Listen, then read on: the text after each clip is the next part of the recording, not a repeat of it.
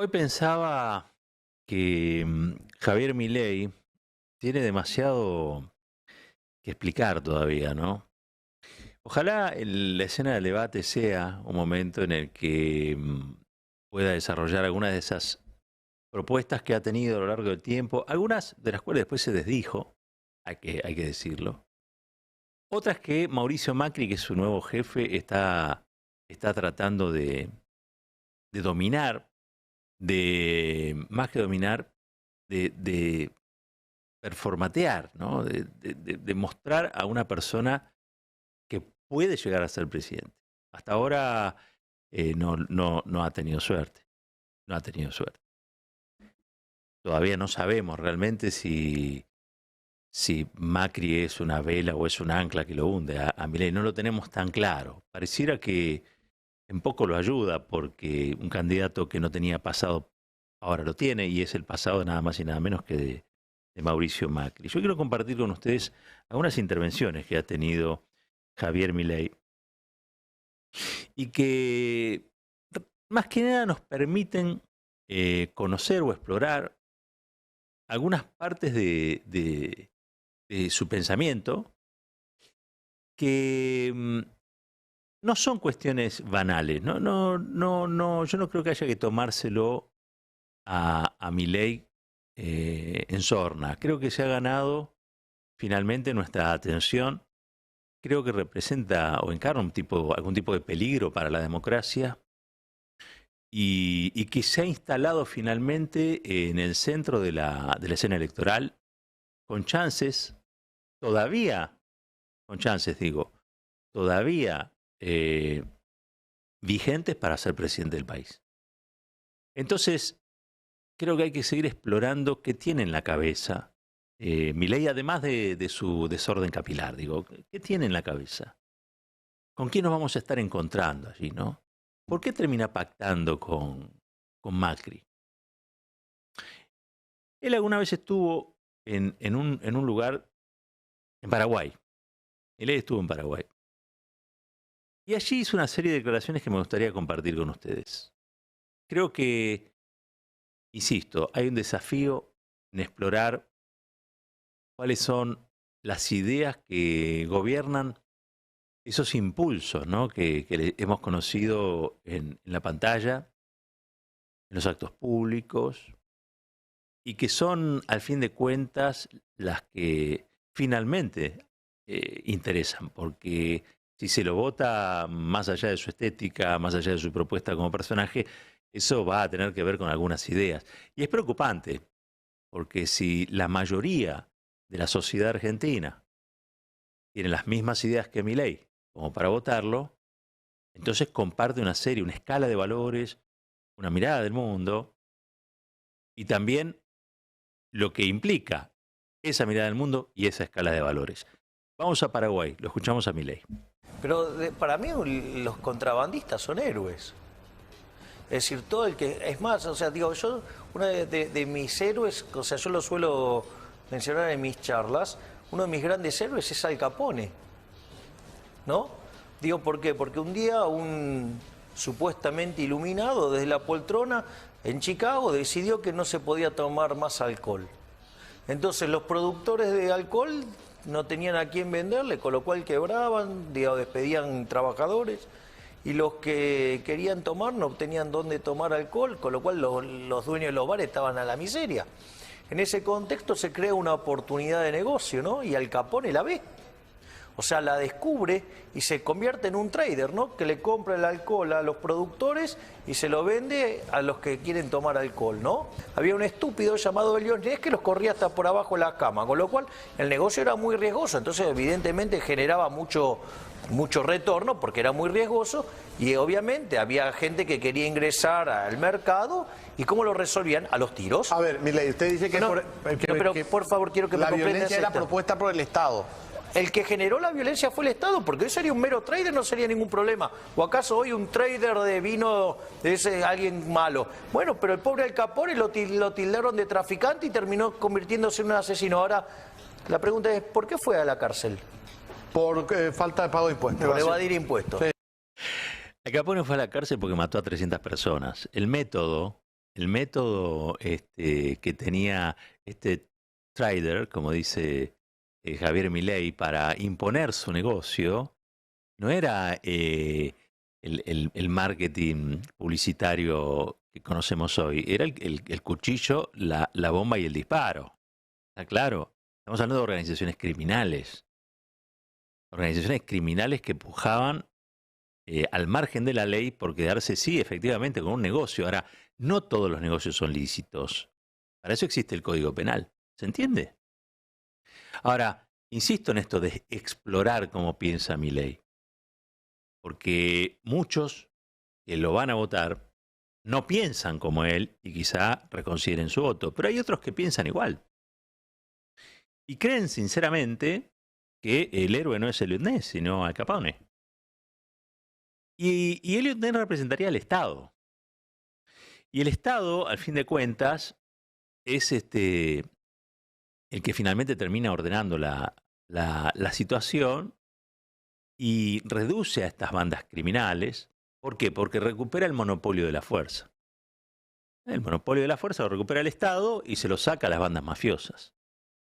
Porque las bandas mafiosas, más allá de lo que diga mi ley en términos económicos, producen crimen.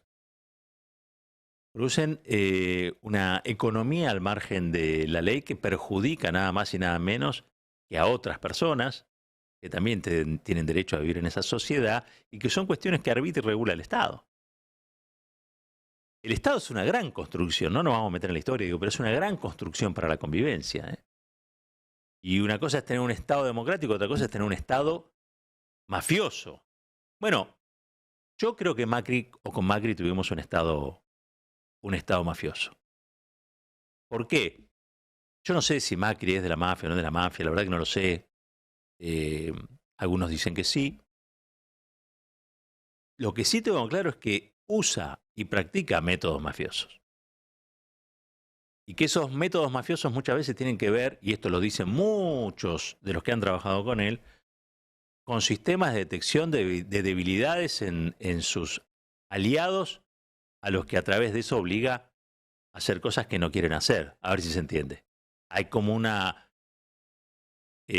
pulsión en Mauricio Macri de carácter coercitivo que hace que quiera saber todo de todos para descubrir cuáles son los talones de Aquiles de aquellos que le deben responder con obediencia. ¿Sí? La escena que veíamos el otro día de Javier Milei llevado a La Nación Más, donde Majul trataba de encauzarlo y le mostraba cuáles eran los puntos, las condiciones que había puesto Mauricio Macri para darle su apoyo. Bueno, es una escena que escapa a la, si se quiere, discusión política. Es una escena coercitiva que se practica sobre una persona que a mí me resulta detestable y se llama Javier Milei, pero que no hace menos detestable a Macri, sino que lo pone donde debe estar o donde está, que es en la de alguien que se maneja con métodos coercitivos y que obliga a las personas a hacer lo que no quieren hacer, como Al Capone. Y esto me parece que en una Argentina que tiene 40, yo me atrevería a decir un poco más, ¿no?, de economía no registrada, o para que se entienda bien, economía en negro. A mí me parece que estamos frente a alguien que, para resolver un escape de gas, va con un encendedor. Y encima va con un encendedor prendido. ¿Sí? ¿Qué puede pasar en esa situación? Bueno, la escena se agrava, porque de lo que era un escape se convierte en explosión, ¿no? Bueno, me da la sensación de que Milei tiene ese concepto, y ese concepto es para la comunidad, es decir, para la sociedad en la que vivimos, absolutamente peligroso. Titulamos el editorial de hoy El peligro de las 3M, ¿no? Y las 3M precisamente son Milei, Macri y la mafia. La Argentina no necesita estos métodos, ¿eh? Al contrario, ya tiene demasiado, porque cuando, por ejemplo, en el gobierno de Mauricio Macri se juntaron el poder de un bloque de empresas o un bloque del capital, el Estado, ¿sí? Y alguien sin escrúpulos, ¿no? El poder del bloque del capital, el poder del Estado y una persona inescrupulosa como Macri y con métodos mafiosos, a la Argentina le fue pésimo, pésimo. Quiso ordenar la escena política a través del Código Penal, persiguió gente, destruyó los comercios, la industria. La verdad que el gobierno de Macri fue desastroso. ¿Ustedes recuerdan que nadie lo quiso reelegir? A la pregunta de si es una vela o un ancla para Milei, miren, a mí no me queda otra que decir que es un ancla, pero es cierto, se da en un contexto de 150% de inflación. Y eso hace que vos vayas a pelear con este impresentable desde una situación de debilidad. Pero no me cabe duda que detrás de Massa se agrupan aquellos que saben que la salida no es por la mafia, ni es por el Estado mafioso, ni es por la falta de escrúpulos, ni es por el capitalismo salvaje, ni por la tecnocracia. No, no me cabe duda que la salida es más democracia para mejorar la democracia. Les quiero hacer escuchar otro pasaje de Javier Milei, donde dice que él considera que el Estado es ineficiente y que la mafia es lo que realmente debería ordenar las relaciones económicas y sociales. Lo escuchamos, dale. Hago una pregunta. ¿Vos no podés convencer a una parte de la política, de tus ideas, que necesitas llamar a una consulta popular?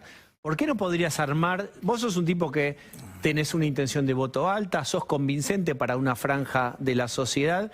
¿Por qué no podés hacer acuerdos? ¿Por qué no? ¿Qué es lo que falla que no lográs convencer a una parte de, suponete, de Juntos por el Cambio para que te acompañe en todo esto? Suponete lo siguiente, que vos sos un chorro. Pero además, vos determinás las reglas de juego. Vos le estás arruinando toda la vida a todo el vecindario. ¿Son todos chorros dentro del Congreso? Vamos por parte. La pregunta es, si vos sos un chorro y, digamos, si tenés sometido a todo el barrio, porque además vos sos la justicia, ¿sí? Porque digo, o sea, te convertiste en una verdadera mafia, en una organización criminal. O sea, te convertiste en una verdadera mafia, en una organización criminal. Entonces, digo, la diferencia es que la mafia por lo menos compite. El Estado ni siquiera acepta la competencia. La diferencia es que la mafia por lo menos compite. El Estado ni siquiera acepta la competencia. Entonces, fíjate esto. La pregunta es, ¿cómo, digamos, vos te crees que va a venir alguien y te va a convencer de que dejes de vivir de caño? No, digamos, te va a tratar de poner un tiro en la cabeza. O, digamos, o sea, te va a tratar de perseguir, te va a armar operaciones, te va a ensuciar, digamos, te van a hacer de todo para que no llegues. La mafia por lo menos compite, el Estado ni siquiera acepta la competencia. La mafia por lo menos compite, el Estado no acepta la competencia. Es que claramente hay aspectos en los que el Estado no puede ceder el monopolio, por ejemplo, del uso de la fuerza, ¿no? De Hobbes para acá, si el Estado cediera en eso y, por ejemplo, cada persona pudiera armarse, imagínense donde todo el mundo anda irascible, con impulsos realmente a veces muy pasados de rosca, para decirlo en castellano, lo que podría suceder en la Argentina, ¿no? Hay cuestiones que son indelegables para que la maneje el Estado. La seguridad, la justicia, la educación, el arbitraje entre aquellos que son no equivalentes en poder, ¿no? Esto es muy importante. El Estado tiene que regular para que no haya ciudadanos de primera, de segunda, de tercera, de cuarta y de quinta. El Estado tiene que regular eso para que haya una sola ciudadanía. Alguien me dirá, pero eso no existe en la realidad. No importa. Los países se mueven por los propósitos que buscan, no por la situación inmodificable, inmutable. Si alguien creyera que un país es una cosa inmutable, que está así como está hoy y siempre va a ser así, entonces no hacemos nada, no respiremos. Si vamos a pensar que el día de mañana va a ser peor que el de hoy, ¿para qué respiramos? Hay un optimismo natural en el ser humano. No se puede vivir sin saber que al otro día quizá aquello que hoy no está bien pueda mejorar. Después capaz que al otro día nos defraudamos, porque eso no sucede. Pero es una manera de entender la vida que creo tiene la mayoría de la gente, ¿sí? Y me parece en ese sentido que Milei está atacando cuestiones vitales centrales de una comunidad. Reivindicar a la mafia, reivindicar los métodos de la mafia, juntarse con un inescrupuloso como Mauricio Macri que practica métodos mafiosos, tener a la violencia, ¿sí?, simbolizada en la motosierra, en la liberación de las armas, tener a la violencia como una manera eficiente de resolución de los conflictos. Y a su vez plantear que el arquetipo que él busca es el de contrabandista o el evasor. La Argentina tiene precisamente muchos problemas porque tenemos demasiados contrabandistas como Mauricio Macri y demasiados evasores como Mauricio Macri y tantos más. Por lo tanto, detrás de su fama de outsider o de sus presentaciones casi o cuasi artísticas, lo que estamos viendo en realidad es una máscara en la que se mueven los poderosos de siempre tratando de hacer pisar el palito a una sociedad que viene, y esto sí por responsabilidad de Macri, pero también del gobierno de Alberto Fernández, hay que decirlo, en picada en materia de, por ejemplo, poder adquisitivo. El poder adquisitivo, la destrucción del salario, lo comienza Mauricio Macri y no se pudo recuperar en los 4 años de gobierno del Frente de Todos. Hay que decirlo. Bueno, creo que pidió disculpas incluso el ministro de Economía por esto. Ahora, que ese dolor, porque a nadie le gusta vivir mal, no nos lleva a cometer el enorme error de poner a alguien que piensa de ese modo. Pero no porque me molesten sus ideas. Yo creo que todas las ideas valen, pero no todas las ideas valen para conducir un país. Si vos tenés ideas como la de Jorge Rafael Videla, yo no te quiero conduciendo un país, porque o llegás ahí por vía de la dictadura o nunca tendrías chances electorales. Eso habla de la salud republicana de un país. Ahora, que hayamos puesto, y miren que me hago cargo de lo que yo no hice, pero no importa, que hayamos puesto a Javier Milei en la instancia o en la chance de ser presidente, hace que todos tengamos que ir a votar corriendo a Sergio Massa, aún sabiendo que la economía está mal.